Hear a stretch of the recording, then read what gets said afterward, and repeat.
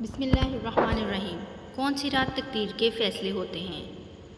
لیلۃ القدر کا آغاز اور اختتام کب ہوتا ہے؟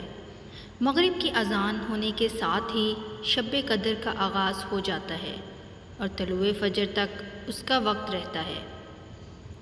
تقدیر کے فیصلے۔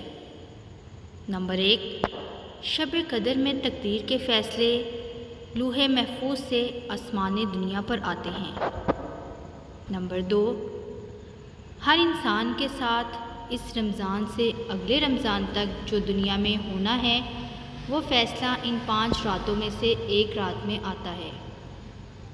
نمبر 3، حضرت جبرائیل علیہ السلام اللہ کے حکم سے تمام فیصلے لے کر آتے ہیں۔